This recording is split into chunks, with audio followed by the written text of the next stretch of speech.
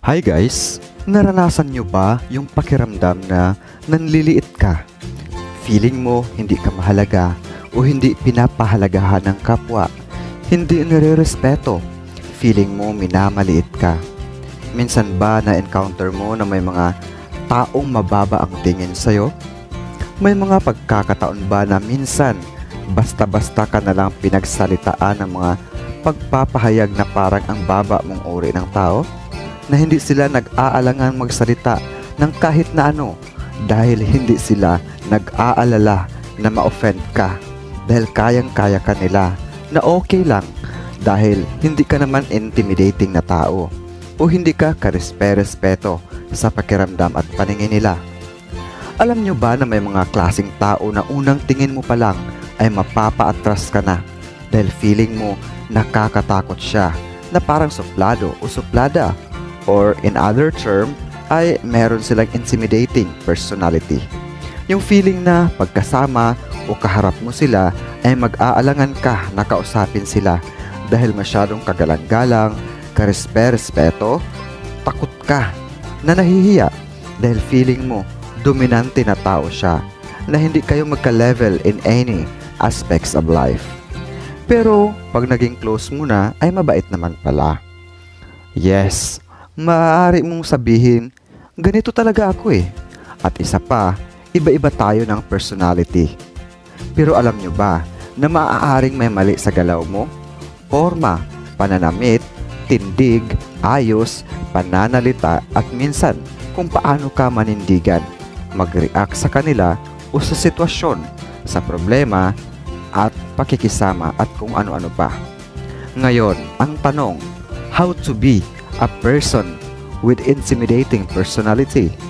Or paano magiging kagalang-galang upang irespeto ng marami? In this video, pag-usapan natin ang mga paraan to become respectable person.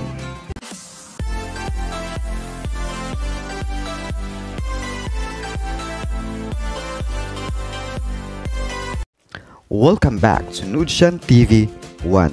This is CJ, a content maker. Ngayon, ano-ano ba ang mga paraan upang magkaroon ng intimidating personality? Nang sa ganoon ay hindi ka basta-basta sa paningin ng marami at magmukhang kagalang-galang o karespe-respeto. Bago tayo magpatuloy, kung ikaw ay hindi pa nakapag-subscribe sa channel na ito, pasuyong pindutin ang subscribe button kasama ang bell sa tabi nito upang alam mo every time na may bagong video. Paki-like na rin, mag-comment sa baba about your thoughts at i-share upang makatulong sa iba dahil sharing is caring. Guys, may mga bagay na dapat natin isaalang-alang. Una, workout and eating healthy food. Ang pag-exercise at pagkain ng masustansyang pagkain regularly ay malaking tulong upang mapanatili natin ang magandang kalusugan. It's either physically and emotionally. May mga tao kasi na judgmental. Ang respeto nila sa isang tao ay ibinabase nila sa physical na anyo. Kaya kung mapanatili mo ang good posture ng katawan or body gesture or kung anumang postura na mayroon ka, ay it seems that you are a person that full of authority. Ang mga tao kasi madalas pag maganda ang tindig mo, katawan mo, pananamit, ay automatic hahangaan ka. At kakambal sa paghanga na yan ay respeto o paggalang sa'yo na kulang na lang ay sambahin ka. Kaya nga may tinatawag silang idolo, di ba? Aside from that, workout and eating healthy food is the best way to have a good mood, good facial expression, good brain function that results good interaction or reaction. Eating healthy food with regular exercise or workout will lead you to become a person with words of wisdom and positive mindset na hinangahan ng karamihan. At isa sa dahilan kaya nire-respeto ng karamihan dahil sa nagmumukhang kagalang-galang. Karagdagan pa, kailangan mong bantayan kung paano ka gumalaw, maglakad at magsalita, kung paano ka makihalubilo or yung tinatawag nilang socializing. Show them that you are a decent person. Show them that you are capable enough to do something. Huwag magyabang or huwag maging mayabang. Instead, be respectful. Don't tell or show your plan, but let them shock with a good results. Be a mysterious person, unless it is needed to show or to tell them or to let them know about it. Smile with your eyes, not with your lips. Subukan nyo, ngitian mo ang isang tao sa pamamagitan ng iyong mata at hindi sa iyong labi. At pansinin mo kung anong magiging reaksyon. Kalimitan ay nagmumukha kang intimidating. Number 2, manindigan. Ang taong marunong manindigan or may isang salita, marunong tumupad sa usapan o binibitawang pangako ay lubos na kahanga-hanga at ginagalang dahil hindi ka basta-basta na tao. Ikaw yung tipong tao na mapagkatiwalaan. Lahat ng tao ay makinig sa'yo once na nagsalita ka. Dahil alam nila na isa kang tao na may prinsipyo at integridad. Hindi sayang ang oras nila sa'yo dahil alam nila na maaasahan ka. Number 3, ignore negative vibes. Huwag mong hayaan na kontrolin ka ng kasamaan. Huwag pansinin ang mga taong mapanira o mapanghusga. Huwag pagtuunan ng oras ang mga taong walang ibang hangad kundi ang sirain o pabagsakin ka. They don't deserve your attention.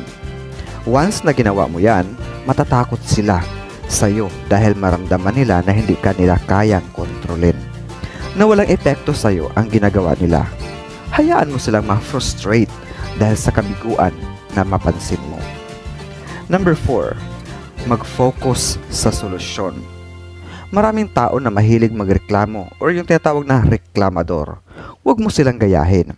Imbis na magreklamo, mag-focus sa solusyon imbis na sa problema. Nakakababa ng respeto o tingin ng isang tao o ang isang tao na walang ibang ginagawa kundi ang magreklamo. Kunting kembot, kunting galaw, reklamo agad. May mga pag-uugaling ganon. Masyadong mapanira ng moment. KJ or killjoy kumbaga. Alam naman natin na walang natutuwa sa isang tao na KJ. Learn to smile behind the problems and focus on the solutions. Once na mapagtagumpayan mo yan, hahangaan ka ng marami at tataas ang tingin o respeto sa iyo ng mga tao. Number 5, control your actions and reactions. Alam naman natin na may mga bagay na hindi natin kontrolado, ngunit kaya nating kontrolin ang ating sarili kung paano mag-react dito. Huwag padalos-dalos, huwag magpadala sa bugso ng damdamin dahil yan ang magdadala sa'yo sa kapahamakan. Ang taong pasensyoso o mahaba ang pasensya ay lubos na hinahangaan ng karamihan.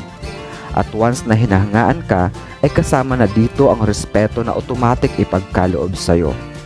Kaya laging tandaan, once na pinagkakatiwalaan ka o nirerespeto ka ng isang tao, alagaan mo ito. Dahil pag ito ay nasira, hindi mo na maibabalik pa sa dati ang tiwala nila. Ang tiwala ay kusang ipinagkakaloob, hindi ito hinihingi. Thank you and until next video.